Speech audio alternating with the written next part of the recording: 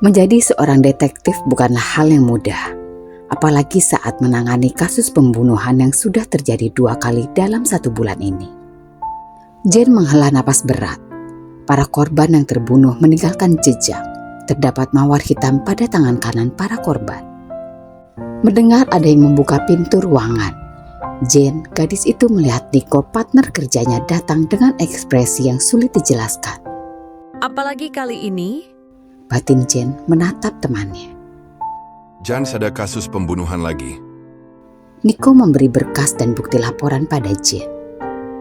Jane menoleh pada Nico tidak percaya. Ia kaget.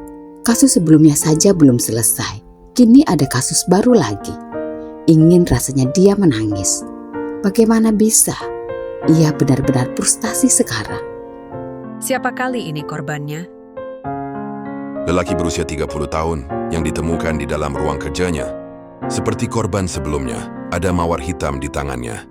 Polisi sudah menyelidiki kantor mereka maupun CCTV-nya, tapi tidak menemukan jawaban. Jane, pembunuhnya benar-benar pintar, tanpa meninggalkan jejak sedikit pun. Astaga, siapa sebenarnya pembunuh itu? Dia membuatku gila. Ku harap pelakunya segera ditangkap. Nico menatap Jane yang tengah frustasi. Dia juga sudah berusaha semaksimal mungkin membantu Jane menemukan pelaku dan motifnya. Ya, mereka berjuang bersama. Tidak menyangka akan ada kasus sebesar ini. Aku harap begitu. Korban kali ini bernama Alan Alexander, seorang pengusaha perusahaan mobil. Baiklah, ayo kita menuju TKP. Sudah ada detektif lain di sana. Jane membereskan meja kerjanya, lalu menyusul Nico dengan jalan yang lemas. Jane kali ini sangat pusing. Atasannya sangat menuntutnya untuk menemukan pelaku beserta motifnya. Padahal ia sudah berusaha sebisa mungkin menemukan pelakunya. Saat tengah memejamkan mata lelah di dalam mobil yang menuju ke TKP. Tiba-tiba dirinya teringat. Nama korban kali ini seperti teman SMP sekelasnya dulu. Jika dipikir-pikir dari korban sebelumnya, semua seperti ada sangkut paut dengan masa lalunya. Mereka semua teman sekelasnya dulu. Tetapi dia belum bercerita tentang ini kepada Nico. Takut hanya perasaannya saja yang salah. Akhirnya mereka tiba di tempat kejadian, disambut garis polisi dan tatapan tajam para petugas. Korbannya seorang pengusaha muda bernama Alan Alexander. Ditemukan di ruang kerjanya dengan mulut berbusa dengan tubuh yang kaku. Mengamati tubuh korban dengan sesama, Jane tersengat melihat adanya mawar hitam di saku jas lelaki itu. Sama seperti kasus sebelumnya, pembunuh itu meninggalkan jejak yang sama. Jane menoleh ke arah Nico. Tapi bagaimana pembunuh itu meninggalkan jejak? Tidak ada sidik jari sama sekali. Semua orang beranggapan bahwa ini kasus bunuh diri biasa, karena tidak ditemukan luka sedikit pun. Hanya mulut lelaki itu yang berbusa.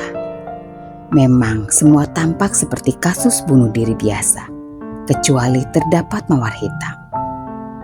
Tentu saja para detektif tidak percaya jika ini kasus bunuh diri. Ini adalah pembunuhan. Penyelidikan pun dimulai dari ruangan korban hingga seluruh kantor diselidiki. Dan yang pasti sebuah mawar hitam yang menjadi kunci utama dalam kasus ini. Malam ini hujan turun dengan deras mengguyur kota. Saat ini Jane tengah bersantai di sofa ruang tamunya. Setelah menyelesaikan tugas yang membuat kepalanya sakit. Meskipun tidak menemukan hasil yang memuaskan. Ia hanya ingin beristirahat sebentar tanpa membebani otaknya terus. Sedang asik menutup mata, datang seseorang yang menyenderkan kepala pada bahunya. Jane yang melihat itu hanya tersenyum hangat menatap kekasihnya yang sudah 5 tahun bersamanya. Kenapa? Tanya lelaki itu lembut menatapnya.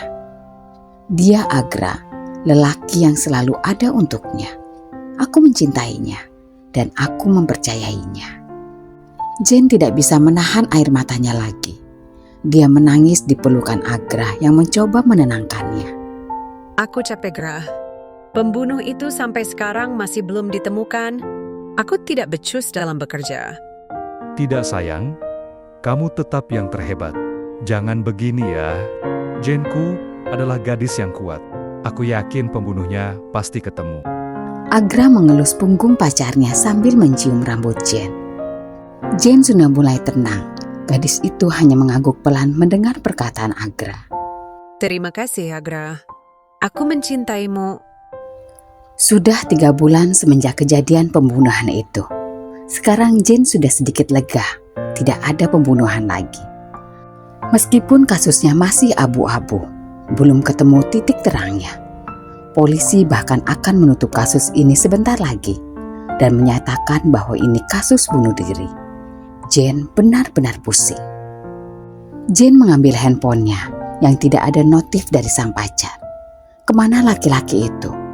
Sudah 2 bulan lebih Agra tidak menghubunginya. Ia mulai resah dan khawatir dengan Agra saat ini. Lelaki itu hanya bilang akan ada urusan keluar kota bersama temannya untuk mengurus proyek usahanya. Setelah itu dia menghilang begitu saja hingga saat ini.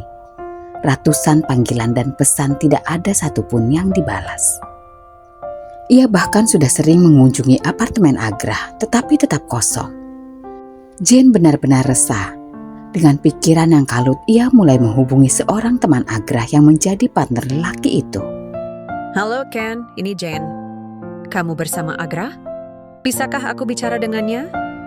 Agra tidak bersamaku. Kau kan pacarnya. Kenapa tanya padaku?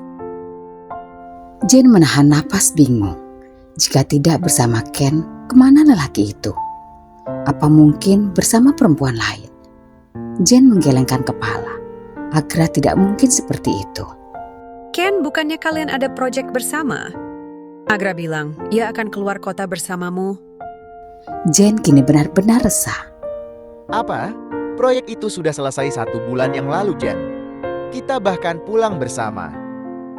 Bagai disambar petir, Jane benar-benar resah dan takut. Hatinya akhir-akhir ini tidak tenang. Baiklah Ken, terima kasih. Jane menutup panggilan dengan tangan yang bergetar. Di mana Agra? Apa yang terjadi padanya? Tanpa berpikir panjang, Jane bersiap ke apartemen lelaki itu, berharap Agra ada di sana. Seseorang keluar dari daerah apartemen dengan pakaian serba hitam. Tingginya, caranya berjalan terlalu familiar. Itu seperti Agra. Jane mengikuti lelaki itu dari kejauhan dengan perasaan gundah. Tidak, itu tidak mungkin. Tapi semakin lama ia melihatnya, semakin ia yakin mengenali sosok itu. Itu Agra kekasihnya, berjalan memasuki hotel bersama perempuan yang telah menunggu di depan hotel. Bukti yang menyakitkan. Jane mencoba menyangkalnya. Mungkin itu hanya kebetulan. Mungkin itu orang lain yang mirip dengannya. Tapi itu jelas Agra. Setelah terdiam beberapa menit, Jane segera datang ke arah kamar mereka dengan perasaan sesak. Setibanya di lobi kamar, ia melihat 2 orang di depan kamar Agra. Mereka mendobrak kamar itu. Jane segera berlari, memastikan apa yang terjadi. Dirinya mematung dengan tubuh yang bergetar. Melihat Agra, lelaki yang dicintai, berlumuran darah dengan pisau di tangannya. Ia membunuh gadis itu dengan mawar hitam di sampingnya. Aku sudah curiga dengan dia, Jane. Semua korban pembunuhan berhubungan dengan masa lalumu. Jelas Diko menatap Jane. Ya, Jane sadar itu. Semua yang dibunuh Agra adalah teman SMP-nya. Mereka selalu merundung Jane pada saat itu. Jadi kau membunuhnya demi balas dendam? Dengan suara parau, Jane menatap Agra.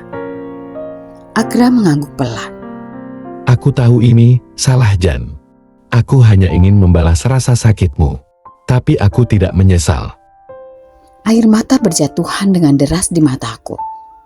Aku mencintainya. Aku tahu dia bukan orang jahat. Tapi dia telah melakukan hal yang salah.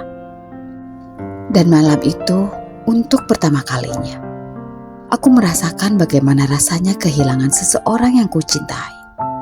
Karena kebenaran yang menyakitkan.